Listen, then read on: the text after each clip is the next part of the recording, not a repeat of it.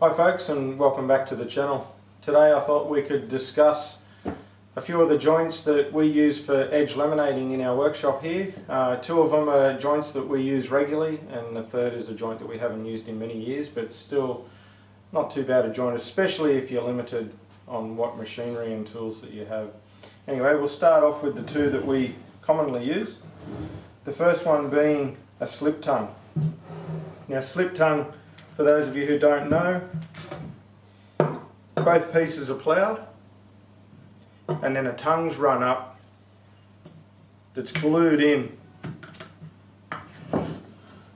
nice and firm. It's not too tight and it's not too loose. It's just tight enough that I need to push it in with my fingers, but it's not too tight that I need to hammer it in.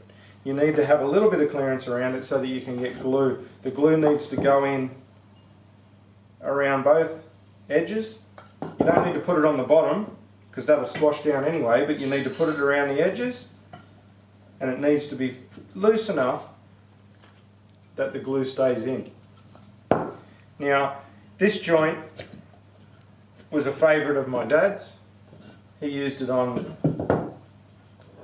many different things, especially tabletops, benchtops, things like that.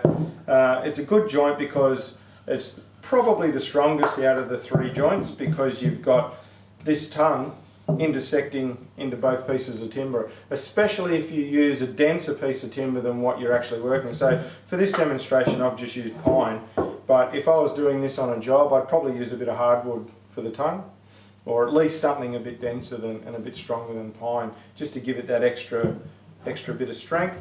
Now, what I don't like about this method is, generally speaking, you would just run it all the way through and the tongue comes through the end. So whenever I do use it, I stop, like I've done here. You can see I've stopped 20mm in from either end because I don't like seeing the end grain of the tongue coming through the timber. It never worried Dad, he wasn't bothered by it, but I don't like it. So anyway, that's that joint. As I said, probably the strongest joint out of the three. My favourite joint is the glue joint, which is done on the spindle moulder. If you don't have the equipment, obviously this joint is no good for you, but I like it. It's basically run, I don't know if you can see it well, but it's run in a way on the spindle moulder that one board up, one board down. So you need to set the cutter up perfectly so that when it comes together, the boards are flush. It's a bit of mucking around in doing, but it's a really good joint. It gives you a very wide surface area for all your glue to run in, and it's very strong. The other advantage of this one, and also the slip tongue, if the timber happens to move, shrink a bit, whatever it is, and you get a bit of gap opening up in there, you can't see straight through it.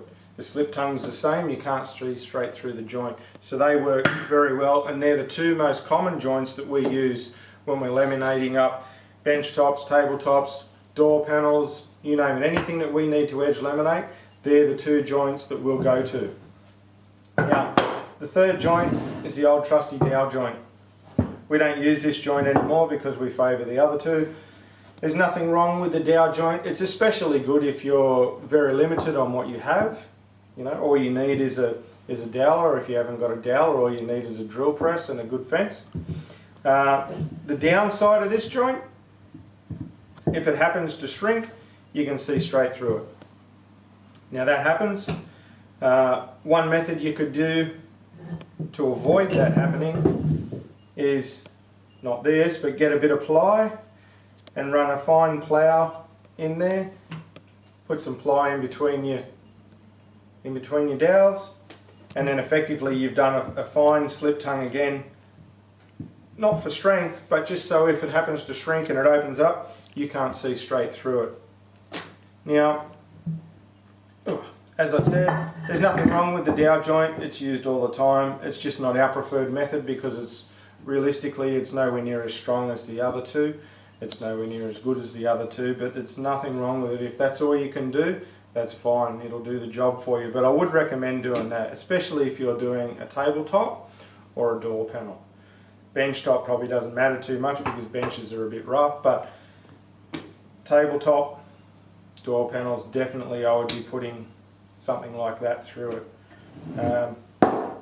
Now, as I said, these are the two most common ones that we use. This one I did on the router. For the sake of this demonstration, I did on the router. In the workshop, day in, day out, we would be using a spindle moulder to run this, but just for this demonstration I used the router, just to show you that you don't need all the gear to do it. It's a very simple joint, a very good joint, and you can do it with pretty minimal amount of tools. As long as you've got a router and a saw, you're good to go. This one, on the other hand, as I said, I don't think you can do this one on a router. I could be wrong. You could get cutters perhaps to do it, but it'd have to be a pretty decent router to run it, and you'd have to hang on like you know what. So this is more of a specialised joint with expensive tooling on a spindle moulder. Anyhow, they're the three joints that we would use here in the workshop, these two being the most common that we use day in, day out, and the poor old Dow joint, as I said, nothing wrong with it, but just not used here anymore. Anyway, thanks for watching, hope you enjoyed it, and we'll see you in the next video.